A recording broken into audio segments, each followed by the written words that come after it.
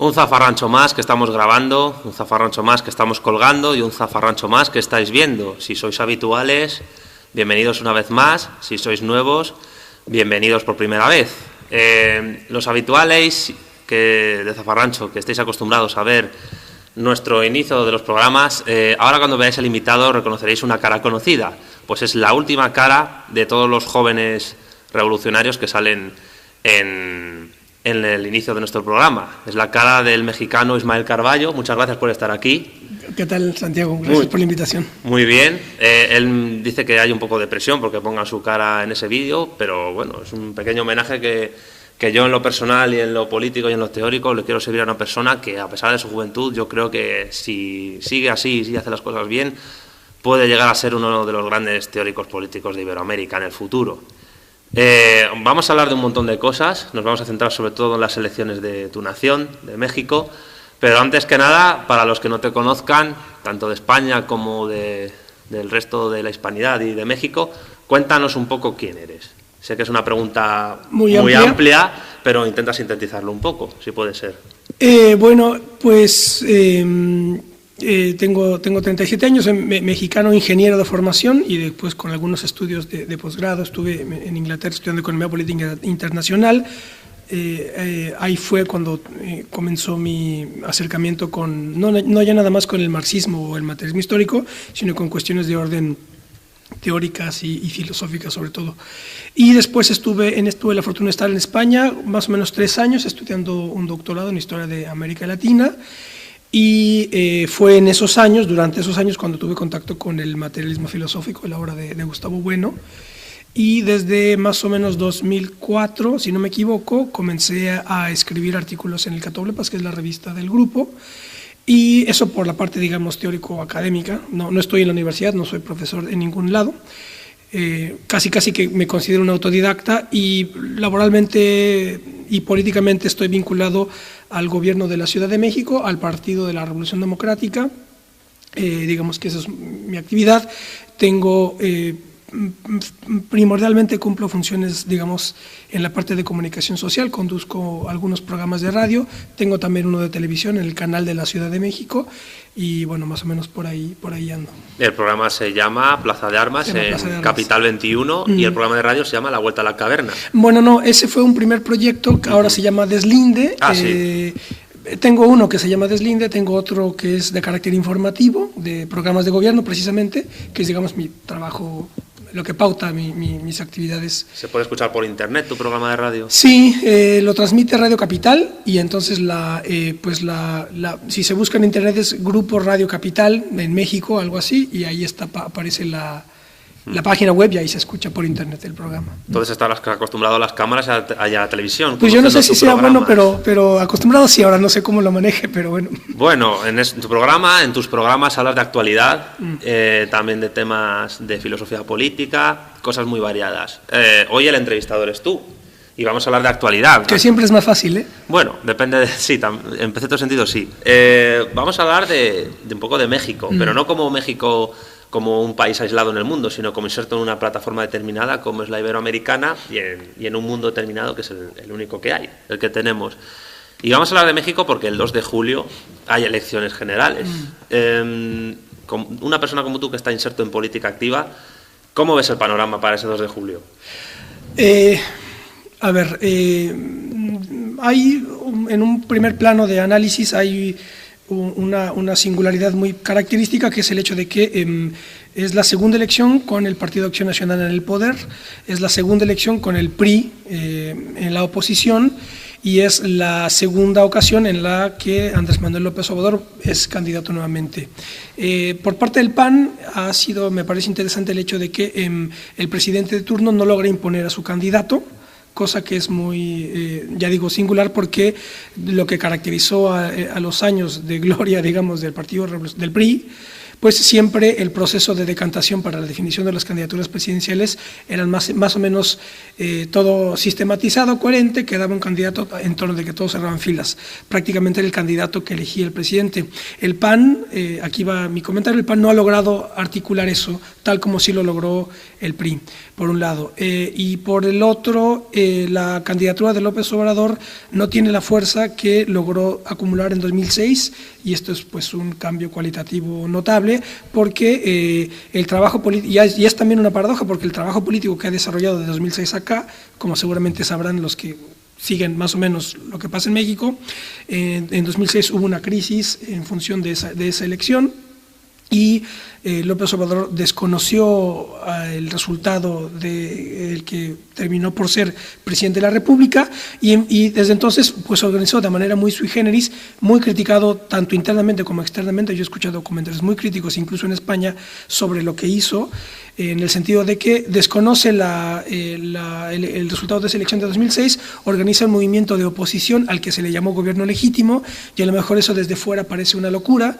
pero en fin, se puede explicar con más detalle por qué le llamó así.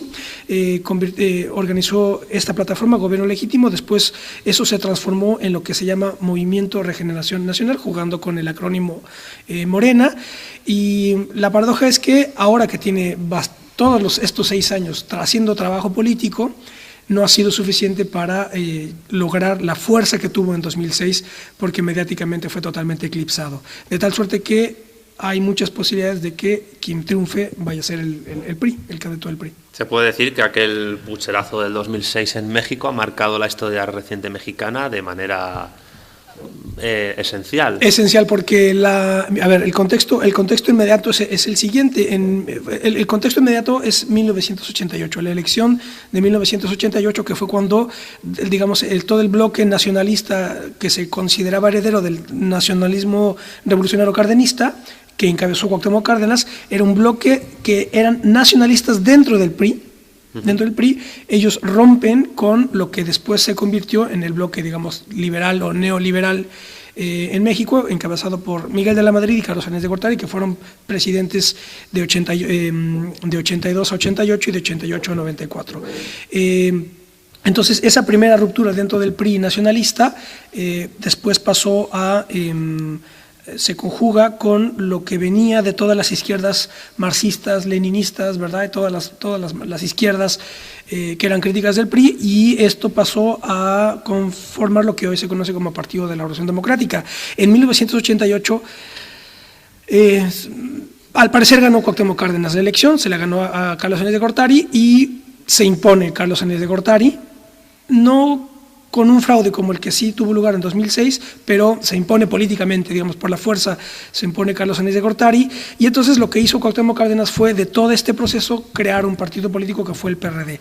Y esto explica lo que pasó en 2006. ¿Por qué? Bueno, en 2000 llega Vicente Fox, que es sí, pues un tipo de una estulticia repugnante, en fin, sí, es un tipo que nunca supo lo que tuvo entre manos, fue el instrumento de otras estructuras de poder en el país, pero en 2000 gana él, legítimamente, con muchísimo, no hubo duda de su triunfo, pero a donde quiero ir es al 2006, cuando López Obrador quiere jugar dentro, digamos, utilizando la estructura y las reglas democráticas, pasa lo mismo que pasó en 88, y por tanto él ya no podía hacer lo mismo que Cuauhtémoc Cárdenas. Cárdenas pierde, se le hace un fraude, digamos, o se le impone otro candidato, y él dice, bueno, no hagamos nada, vamos a hacer de todo esto un partido político. En 2006 no podía hacer lo mismo López Obrador porque ya estaba el antecedente, y por eso hizo el desconocimiento. Entonces, es fundamental para entender el contexto contemporáneo de la política mexicana. Me gustaría que ahondaras también en ese contexto de la política mexicana, pero basada en las instituciones que más se conocen desde fuera, como son los partidos políticos. Te lo pregunto porque tú tienes una teoría acerca de las generaciones y corrientes de izquierdas que hay en México, que a su vez se basa en las teorías de las generaciones y corrientes de izquierda de Gustavo Bueno, que elaboran libros como El mito de la izquierda o de la derecha. ¿Cómo encuadrarías al PRD, al PRI e incluso al PAN en esa teoría tuya? A ver, lo que es fundamental primero es decir que la perspectiva de análisis que manejamos es aquella desde la que se privilegia el Estado como la figura fundamental de la historia, no el individuo, digamos, ¿no? Es ex parte principi la perspectiva. Entonces, claro, yo más o menos sirviéndome de los análisis de Gustavo Bueno, hice un análisis similar en el entendido de que la izquierda se vincula con la configuración de la nación política desde el siglo XIX en adelante. Entonces, hay un primer proceso muy complejo de todo el siglo XIX, que también España está en ese proceso, que es el de las revoluciones liberales, digamos, ¿verdad?, de la constitución de las naciones políticas en su sentido liberal, que abrevan de Cádiz, ni más ni menos, pero que después todo se fragmenta en América, como se sabe, y entonces hay una primera gran generación de izquierda liberal en este sentido, que es cristaliza con Benito Juárez en 1857, la constitución del 57, y ¿no?, el fusilamiento de Maximiliano. La segunda generación de la izquierda en este sentido sería la que cristaliza con la Revolución Mexicana y la Constitución del 17. Y en esta gran generación, que claro, estamos hablando de periodos de 40, 50 años, ¿verdad? No de 6. En esta segunda gran generación estaba en buena medida lo que era el PRI nacionalista, pero esto choca mucho cuando esto se dice en México, pero sobre todo cuando se interpreta la izquierda desde el punto de vista social, libertario, individualista, etc. Socialdemócrata. Esto choca mucho, pero por eso digo que es importantísimo tener clara que la perspectiva es la del Estado y la del poder del Estado, y el ejercicio del poder del Estado. Entonces, esta segunda generación de izquierda, nacionalista, revolucionaria, cardenista, es la que después como ya digo, la tercera generación es la de las izquierdas marxistas, leninistas, revolucionarias, vinculadas al Partido Comunista Mexicano, que después converge como ya dije, en lo que es la cuarta generación, que es el Partido de la Revolución Democrática. Ahora bien, el Partido Acción Nacional pues es interesante porque el Partido de Acción Nacional nace en 1939, un año después de que Lázaro Cárdenas remata el proceso de Revolución Mexicana con la nacionalización del petróleo. De tal suerte que el Partido de Acción Nacional debe de considerarse en primera instancia como un partido constitutivamente anticardenista de entrada, ¿verdad? Nace en 1939. Tiene unas modulaciones muy características porque, curiosamente, no fue en sus inicios demócrata cristiano, negaban precisamente la democracia cristiana, se asumían más bien como católicos y sociológicamente conformado por cuadros, digamos, de la clase media, o sea, una sociología liberal de clase media, capitalista, evidentemente. Entonces, pues lo que sucedió después fue que con la caída de la Unión Soviética, con el colapso de los populismos, con el colapso también de los estados nacionales y la necesaria reorganización de estos estados, esa reorganización se lleva adelante desde la facción neoliberal del PRI y ahí hay una alianza de facto entre el PAN anticardenista, ¿verdad?, y el PRI neoliberal, que también estaba tratando de desmantelar todo lo que quedaba de cardenismo y del nacionalismo revolucionario en el propio PRI. Y entonces ahí esto explica el bloque que hoy controla el Estado mexicano, que es este bloque que desborda en algún sentido el mapa político partidista y que se constituye en un bloque de intereses económico, político, financieros, mediáticos incluso, neoliberales. Y entonces ahí esto demarca una dialéctica, barruntándola de manera muy general, entre este gran bloque neoliberal que está tanto en el PRI como en el PAN y un intento de recuperar el nacionalismo, ¿verdad?, el revolucionario que representaría a Andrés Manuel López Obrador. Y es importante señalar esto. En 2006, Cuauhtémoc Cárdenas, que ganó en el 88, bueno, es que era el líder fundamental del PRD en 88, no apoya a López Obrador en 2006. Y en 2012 sí lo apoya, ya hubo un pacto entre ellos, digamos, y ahí digamos que se cierra la pinza en cuanto a la herencia cardenista, ¿verdad?, del nacionalismo revolucionario, está, digamos, ya de alguna manera solventado y está ya compendiado en esta plataforma que encabeza López Obrador. Ese serían más o menos los dos bloques que se disputan el poder. Es curioso que me cuentes esto, porque hace poco, antes del programa, hablábamos de cómo los partidos políticos en México, al contrario de lo que pueda parecer, son partidos con muy pocos afiliados. con muy pocos militantes, y sin embargo son partidos que representan intereses muy concretos de instituciones que desbordan las categorías políticas mexicanas, en ese sentido. En ese contexto, además, aparece el Movimiento de Regeneración Nacional. ¿Dónde encuadra ese movimiento según tu esquema teórico político? Es que, a ver, hay un libro que recomiendo mucho para los que nos ven, que se llama La ideología de la Revolución Mexicana, de Arnaldo Córdoba. Y en ese libro se explica, yo digo muchas veces que ese libro explica lo que es López Obrador. Entonces, yo lo que privilegiaría en esta plataforma del Movimiento de Regeneración Nacional es esa perspectiva, digamos, nacionalista y además la idea estratégica, digamos, la perspectiva estratégica de querer tomar el poder del Estado, ¿verdad? Esto lo digo por las ya sabidas derivas que ha tenido la izquierda al convertirse precisamente en movimientos sociales. Yo digo que cuando la izquierda asume el discurso del movimiento social, se diluye, se convierte en otra cosa, ¿verdad? Ya no se habla de política con los movimientos sociales. Se parece más a la Iglesia Católica que a un partido. Casi. Claro, o a las ONGs, ¿no? Un poco como dice, bueno, ¿verdad? Tú le quitas a Lenin a la izquierda y te queda una ONG, y entonces, ¿qué es Lenin? Pues Lenin es el Estado, es es tomar el poder del Estado. Hay un libro de un teórico del neozapatismo, que es ya un engendro sociológico, digamos, el neozapatismo, pero que tiene muy buena prensa en Europa, ¿eh? Yo cada que me encuentro con españoles o italianos en México, lo primero que me preguntan es ¿qué pasa con el neozapatismo? Y entonces, pues se convirtió en un colectivo social que pierde de vista ya la necesidad del Estado como la figura fundamental de la historia. Entonces, yo creo que en Morena, como siempre en la política práctica, pues tiene que quedar incorporada toda una serie de vectores, ¿verdad?, que pueden contribuir al apuntalamiento de un posicionamiento político concreto. Entonces, hay muchas corrientes de izquierda que no necesariamente sean definidas, pero que encuentren en López Obrador pues una alternativa viable. Entonces, desde nuestras coordenadas, pues hay mucha de izquierda indefinida en la plataforma de Movimiento de Regeneración Nacional, pero siempre que esté subordinado a alguien que sepa que hay que tomar el poder del Estado, pues digamos que está bien. Hay un problema importante que hay que señalar, y es el hecho de lo que está pasando con el narcotráfico, con los poderes fácticos dentro del Estado. Sí, sobre eso te quería preguntar, porque además está relacionado no ya solo con la propia dialéctica de partidos, grupos de poder, tanques de pensamiento o las mismas clases trabajadoras y no trabajadoras de la sociedad mexicana, sino también con la misma dialéctica de estados que influye en el propio desarrollo de estas elecciones en México. Y el narco es un factor determinante político, como tú me has comentado más de una vez. El narco es un actor político de primer orden. De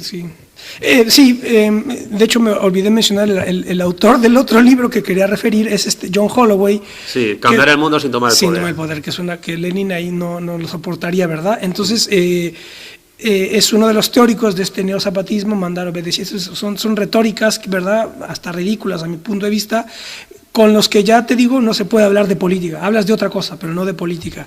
Entonces, ocurre una paradoja, que tú tienes a los neozapatistas que no quieren tomar el poder y cambiar el mundo, y tienes a los cárteles de narcotráfico que tienen poder, ¿verdad? Entonces, ahí hay una paradoja, porque y un problema dramático, porque lo que hizo Felipe Calderón fue hacer el planteamiento de que había que hacer la guerra al narcotráfico. Esto produjo lo que ya seguramente se sabe, muchísimas muertes, un desbordamiento de la violencia en sectores del país que ya nos ponen en el riesgo de que haya sectores del país que ya no están en manos del Estado, o sea que el control, la autaxia, el orden ya no está en el Estado, sino está en estos grupos. Entonces, el problema fue el siguiente, que al plantear esta estrategia Felipe Calderón, y se le considera a Felipe Calderón como de derecha, lo que ya siempre se discute, estos maniqueísmos izquierda-derecha, como se considera que Felipe Calderón es de derecha y la estrategia fue militarizar al país y enfrentar, ¿verdad?, al crimen organizado, entonces la izquierda lo que tiene que hacer es pues proponer la paz, desmilitarizar al país, lo cual, digamos, desde el punto de vista de los resultados, pues eso se puede discutir, ¿verdad? Si sea qué tan prudente o qué tan eficaz puede ser tu estrategia. Pero el problema es que desde la izquierda, ¿verdad? Desde esta izquierda no se pierda de vista que el Estado puede hacer la guerra. Se identifica la lucha militar contra el narcotráfico como una política de derechas. Sí, claro. Y entonces la izquierda pide lo contrario, ¿verdad? Entonces ese paso es demasiado burdo, ¿no? Pero desde esa perspectiva, Chávez sería de derechas, por ser militar, por ejemplo. Claro, ahí empiezan las contradicciones. Entonces en las mesas de discusión siempre es, bueno, ¿y qué hacemos con los militares gobernando un proceso revolucionario que se declara de izquierda? Entonces ahí el problema es pues el pacifismo, ¿verdad? Que está en estas izquierdas que ya en vez de leer a Lenin te citan a Lennon, ¿verdad? O a Gandhi, pero, ¿verdad?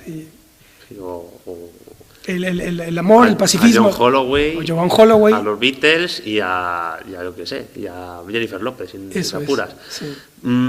Acabas ¿Qué es nombrar, la socialdemocracia en el fondo? Sí, ¿no? de corte español e italiano también y francés, curiosamente.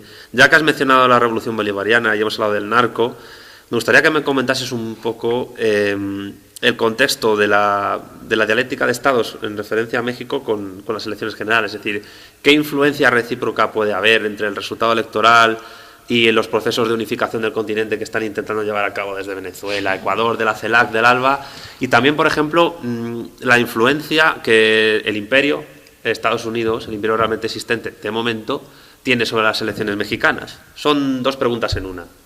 Bueno, primero, por parte de la parte hispanoamericana, pues hay toda una serie de instituciones que están en operación permanente. Entonces, las que se quiera, ¿verdad? UNASUR o Mercosur o encuentros de la OEA. Y entonces hay un momento de la política en donde siempre cualquier jefe de Estado, independientemente del partido que pertenezca, va a esos foros y habla de la Unión Americana, de la buena voluntad, etcétera.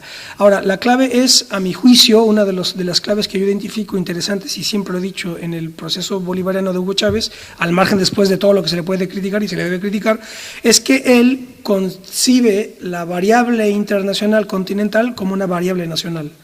Entonces, pero esto es muy difícil de manejar porque la política contemporánea o moderna, digamos, se hace desde la nación política soberana, y entonces ya estamos hoy con un problema que solamente se puede entender ya desde echando varios siglos al cómputo, ¿verdad? Como el mundo moderno está chocando con otras estructuras que están sedimentadas en otros siglos, ¿verdad? Y otras escalas. Pero en todo caso es un problema porque la política contemporánea se hace desde las naciones políticas soberanas. Entonces, a mí lo que me ha parecido siempre interesante del bolivarismo de Chávez, o un primer bolivarismo, es esta idea de que en el discurso nacional está incorporada como una necesidad histórico-ideológica la unidad continental. Eso ya de entrada como un planteamiento político es de sumo interés, porque lo que sucede con el resto de los partidos, por ejemplo, ningún partido en México se concibe, por ejemplo, como un partido continental, como lo fue, por ejemplo, el APRA peruano, que ya en su propio nombre estaba ya una idea americana, ¿verdad? Que además el APRA nace en México, y además Aya de la Torre era secretario de Vasconcelos, entonces no era extraño pensar que él pensara ya constitutivamente a escala continental. Entonces, sin lugar a dudas, yo creo que de triunfar López Obrador había una reorganización ya te digo, las instituciones siguen trabajando, pero habría seguramente una reorganización ideológica, me imagino, esperaría, que digamos que reorganizaría o que cambiaría las cosas en un sentido más latinoamericano.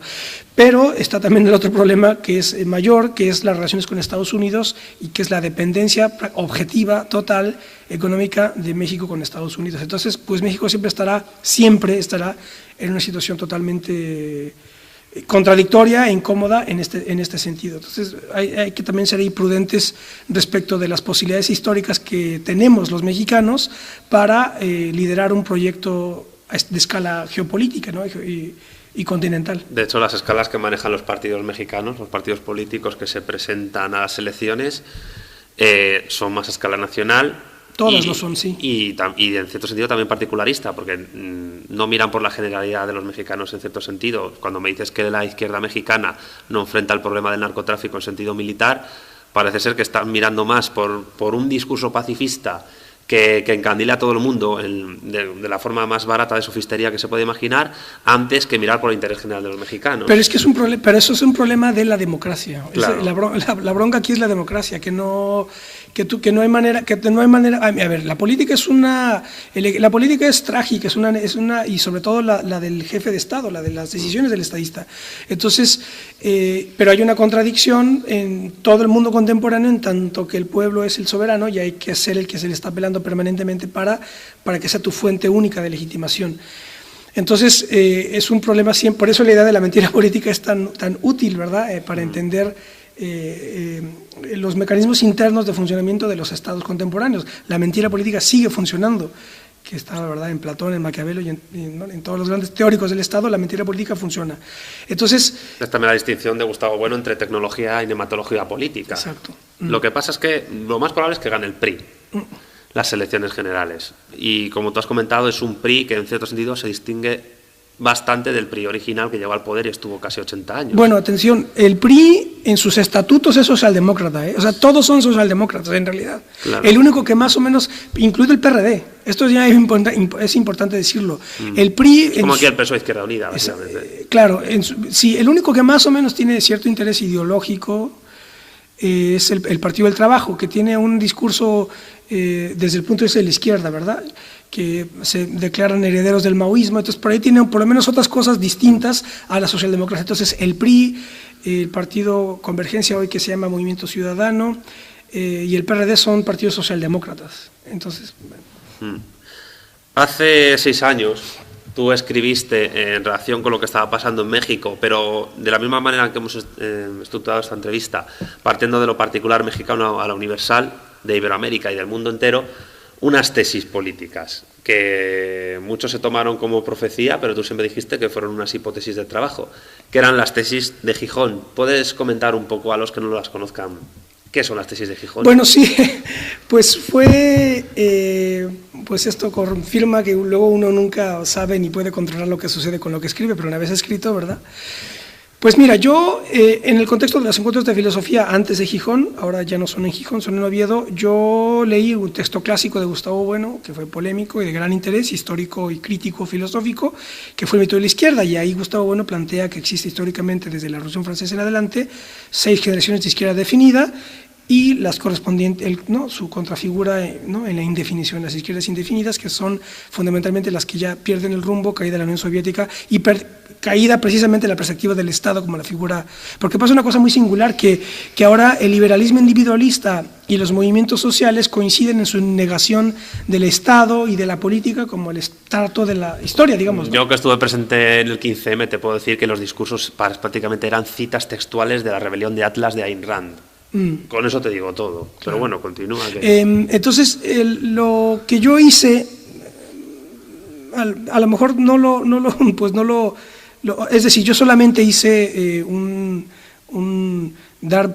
medio paso a lo que plantea Gustavo. Bueno, evidentemente que ese paso se tenía que dar pues políticamente, y no filosóficamente. Entonces, quizá ahí hay una primera una dislocación de planos de implicación. Entonces, mis tesis, lo que hice fue que había 6 en el cómputo histórico de Gustavo Bueno, y que podría, nunca dije ni he dicho... 6 izquierdas, generaciones, que para el que no lo sepa, según Gustavo Bueno, serían la radical o jacobina de la Revolución Francesa, la liberal hispanoamericana, que al mismo tiempo sería derecha, la anarquista, y luego las derivadas del marxismo, la socialdemócrata, la comunista y la maoísta. Y luego 3 corrientes que no se definirían con un proyecto de Estado definido, que serían la extravagante, las ONGs, la divagante, los intelectuales, y la fundamentalista, que es una mezcla de una y otra. Y luego, en el mito de la derecha, que es como una especie de corolario al anterior, habría 3 corrientes de derecha definida, entre comillas definida, digo, sino de derecha que serían la originaria, la reaccionaria, la liberal, en la que entrarían también estos anarcoindividualistas en cierto sentido, y la derecha socialista, que es la respuesta desde instituciones del antiguo régimen al planteamiento de las izquierdas socialdemócratas y comunistas. Y luego unas derechas no alineadas, que no tendrían mucho que ver con el antiguo régimen, pero que defenderían proyectos que no son universalistas ni racionalistas, como puedan ser desde las derechas secesionistas, ETA incluida, o el indigenismo, el fascismo y el nacionalsocialismo y, en cierto sentido, el ecologismo también. Y tú planteas ahí... En las tesis de Gijón, pues yo lo que yo decía era, bueno, a ver, toda una, como bien dices, las generaciones herederas del marxismo, pues hablaban de una estructura de racionalidad filosófica dibujada en el contexto, ¿verdad?, en el área de difusión alemana y rusa, ¿verdad? Y entonces yo, a lo mejor de un paso muy lineal, y dije, bueno, si aquí hay un sistema con la potencia que tiene el materialismo filosófico, que está escrito en español, pues perfectamente se podrían dirigir de alguna manera o comenzar a dirigir o apuntar las cosas hacia la organización de una séptima generación de izquierda que podría ser, ¿verdad?, aquella que está hecha y operada desde el materialismo filosófico, así como la Segunda Internacional nace marxista, pues la séptima podría nacer materialista. Entonces eso fue un poco el planteamiento que yo hice. Y al mismo tiempo que la cuarta izquierda nace hablando alemán y la quinta hablando ruso, la séptima podría nacer hablando español. Pero todo hipotéticamente. Todo hipotéticamente. Nunca, no soy profeta. El planteamiento, ni nadie, claro, ni nosotros tampoco, pero el planteamiento fue tan potente y radical que en generó cierto sentido generó cosas. Una de ellas que esté en la foto de presentación de Safranch. Sí, o que existan asociaciones como Izquierda Hispánica o determinadas páginas web, etcétera. Pero ¿cómo se relaciona, por ejemplo, esas tesis que tú mantenías con la actualidad de México, de las elecciones, de la actualidad de Iberoamérica, etcétera, etcétera? ¿Cómo relacionas eso? Por ejemplo, lo que hablas en las tesis de Gijón, con el tener una perspectiva que al mismo tiempo es nacional y es iberoamericana, como es en el caso de Chávez, y en el caso mexicano no son los políticos los que tienen una perspectiva iberoamericana, sino que a lo mejor son las empresas, como por ejemplo Carlos Slim. Sí. ¿Cómo lo ves tú? Los que tienen clara la idea de la escala, digamos, imperial o la escala que desborda el Estado son las multinacionales y los grandes empresarios. Y el problema es que los partidos políticos siguen haciendo ideología y siguen haciendo política a escala nacional. A ver, pues mira, desde que se publicaron esas tesis al día de hoy, pues estamos en problemas, porque digamos que hay que tomarse las cosas con mucha distancia y darse cuenta que el horizonte es bastante largo, si es que hay horizonte para esto, porque las corrientes, por lo menos de la izquierda en México, más o menos se mantienen tal como están criticadas desde el materialismo filosófico. Es decir, que desde este punto de vista lo único que se puede seguir haciendo en un primer momento, pues es la crítica a esas izquierdas, pero el problema es también que se tiene que hacer política con ellas, ¿verdad? Y entonces ahí están las tensiones permanentes. En México sigue operando de manera totalmente afianzada un nacionalismo de herencia cardenista y una socialdemocracia que precisamente quiere modernizarse, que no se cansan de decir eso, y que quiere abrevar precisamente de las socialdemocracias, característicamente de la española, y que es totalmente criticada desde el materialismo filosófico, y también está en operación el indigenismo, sobre todo a partir del brote neozapatista del 94, pues ahí cobra un sentido, no tanto como sucedió, por ejemplo, con naciones como Bolivia o con Venezuela, pero está presente. Todas estas corrientes algunas de ellas convergen en la plataforma de Morena, de Andrés Manuel López Obrador. Entonces, que se pueda tener una candidatura desde la séptima generación de la izquierda, todavía falta bastante para que eso suceda, pero esto no implica que... Y Morena no es esa candidatura. No lo es. Pero hay que estar ahí para, por lo menos, claro. Hablas de los poderes de instituciones empresariales, como Televisa, por ejemplo, que sí tienen esa perspectiva continental. Es un emporio cultural. No puedo dejar de acabar el programa Zafarrancho sin preguntarte por otra persona que ha tenido esa perspectiva continental, como es el director de cine Robert Rodríguez, porque quería preguntarte por una de nuestras pelis favoritas, Machete, que precisamente tiene un discurso que muy poca gente, que se queda simplemente en lo gracioso de los efectos gore o de acción, ha podido ver. ¿Qué tiene de interés Machete con respecto a tu visión política de Iberoamérica? Bueno, pues que es a mí sobre todo me interesó verla en relación a una trilogía de otro director que no sé si a lo mejor lo tengan conocimiento del, que es Luis Estrada, Él tiene no sé si vieron una película que se llama La Ley de Herodes, después hizo otra que se llama Un Mundo Maravilloso y después la tercera se llama, se me va el nombre. La perspectiva de Luis Estrada es precisamente la de la crítica al poder y la crítica al Estado como la fuente de todas las corrupciones de una sociedad determinada. Entonces, bien sea a través de la corrupción de los políticos, bien sea a través de la corrupción de la policía, bien sea a través de la corrupción del Estado mismo, en realidad no hay salida, el crimen, no hay modo de salir. Y el interés que yo encontré en el planteamiento de Roberto Rodríguez es que, evidentemente, por vía de la ficción, dibuja un horizonte que es que sí puede haber salida, y esa salida la representa a alguien tan ininteligible como es Machete, ¿verdad?, venciendo con un machete a sus enemigos con arsenales. Pero la clave ahí es que está diciendo Rodríguez que la comunidad hispana en Estados Unidos, pues si se unifica, si articula de alguna manera plataformas políticas concretas, puede ofrecer soluciones también concretas. Entonces ahí, y además la idea de que el Machete en el inicio de la película tiene la bandera mexicana en el hombro, ¿no? Y entonces eso es a diferencia de otras críticas, digamos, más burguesas, claro, porque luego pues los directores van en plan socialdemócrata que critican todos los nacionalismos, ¿verdad? Y entonces se burlan, dicen, no, el nacionalismo es parte de la corrupción de la clase política. Y no, en Machete esa bandera es, digamos, el intento de reivindicar de alguna manera ciertas instituciones del Estado, como puede ser precisamente la policía. Entonces ahí Roberto Rodríguez es un tipo interesante en esta película. Claro, porque además el papel de Steven Seagal es de un policía corrupto que se vuelve jefe de los narcos, claro, que al mismo tiempo está amparando la campaña política de un candidato estadounidense, sí, político. Con discurso antiinmigrante. Con discurso antiinmigrante, con lo cual Roberto Rodríguez ahí está hilando muy fino. Muy fino. La figura, como nos ha comentado alguna vez otro habitual del programa, Héctor Ortega, de ella, que en inglés es she, pero que está grafológicamente escrito como si fuese Che, claro, con tilde en la E, como el Che Guevara. Y luego la frase famosa del discurso de Jessica Alba, la frontera somos nosotros, y esa frontera tiene que seguir avanzando. Es prácticamente una política revolucionaria en la que te está dirigiendo Machete. Sí. No quiero terminar sin preguntarte por un artículo que hiciste en el Catoblepas sobre un guión de José Vasconcelos sobre una película sobre Simón Bolívar. Tú ahí intentas enlazar el discurso bolivariano con el discurso de Vasconcelos. Sí, pues es interesantísimo porque, pues,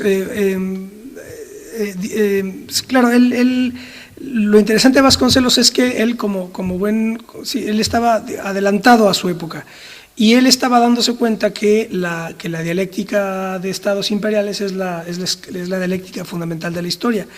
Y entonces él ahí juega con el contenido del guión para plantear cómo Bolívar, a pesar de haber tenido un proyecto interesante continental, estaba infiltrado, digamos, por el imperio inglés. Es un poco el planteamiento. Entonces, el liberalismo de Bolívar estaba instrumentalizado por los ingleses para fracturar primero el imperio español y después para fragmentar al propio continente hispanoamericano. Entonces, ahí hay y es muy curioso porque el personaje que se lo hace ver es un cura católico. Sí. Y entonces ahí está interesante ver, por un lado, la perspectiva, bueno, Vasconcelos era católico, entonces la perspectiva o la posibilidad que te ofrece el catolicismo para entender magnitudes universales. Ese es algo, es un texto, digo, es una perspectiva fundamental que tiene el catolicismo, la de las magnitudes universales. Y entonces, claro, ahí está el interés que encontró de Vasconcelos en este guión, que está adecuado para plantear cómo estaba equivocándose Bolívar en ciertos planteamientos al permitir ser instrumentalizado por Inglaterra. Lo que estaba viendo Vasconcelos era la dialéctica de imperios. España, Inglaterra, Estados Unidos en colisión, ¿no? Pero cuando tú hablas, por ejemplo, de bolivarismo, vasconcelismo, a la hora de señalar una cierta conexión de ideas entre Bolívar y Vasconcelos, aunque Vasconcelos critica a Bolívar, ¿estás señalando eso como una especie de, entre comillas, ortograma a seguir? Sí, claro, evidentemente, y sobre todo con lo que está haciendo, o sea, por ejemplo, cuando Hugo Chávez está haciendo todas sus alianzas con el mundo islámico, está pervirtiendo ya toda Claro, porque como él va en ecuación anti-yanqui o anti-imperialista, anti-Estados Unidos, digamos, pues está jugando con la variable iraní, pero el problema es el Islam, el problema es la incompatibilidad estructural, filosófica incluso, y bueno, sobre todo filosófica, que existe entre el mundo islámico y el mundo occidental, que es el mundo católico, trinitario, etcétera. Entonces, de hecho, Vasconcelos, en otro texto que es igualmente interesante, que es Bolivarismo y Monroísmo, él sostiene que quien entendió en realidad la necesidad de articular a escala continental una unidad era Lucas Alamán, que va al Congreso de Panamá, y que después del Congreso de Panamá convoca el Congreso de Tacubaya, que ya no tuvo lugar. Y lo que pasa es que Bolívar convoca a Estados Unidos al Congreso de Panamá, y Lucas Alamán dijo, no, Estados Unidos no tiene que estar con nosotros. Y entonces en el Congreso de Tacubaya la convocatoria no contaba con Estados Unidos, y entonces por eso Vasconcelos dice que lo que hay que hacer es ser bolivarista alamanista. Entonces, pues nosotros podríamos decir bolivarismo, alamanismo, vasconcelismo, ¿no? Y tirar de ahí. Incluso podríamos decir bolivarismo buenismo. Por supuesto, sí, claro, totalmente, sí, es compatible. Sí. Es compatible. Me parece, sí. Lo que ahora es incompatible es el tiempo con lo que disponemos. Yo no puedo más que agradecerte que estés con nosotros grabando este programa. No, un placer. Gracias por tanta reconocimiento que me dan, inmerecido, pero gracias. Bueno, yo creo que sí es merecido, y bueno, cuando estemos por tierras mexicanas nos veremos por allí y nos tomaremos un tequila. Ismael, muchas gracias por estar aquí. Gracias a vosotros por visionar el programa, y bueno, espero que por tierras mexicanas, esa avanzadilla de Iberoamérica a los pies del imperio, este programa se distribuya lo más posible. Quiero saludar especialmente a amigos de México, como pueden ser Olivia Godoy o Jorge Luis, que seguramente les interesará muchísimo este programa. Un besito a todos, adiós.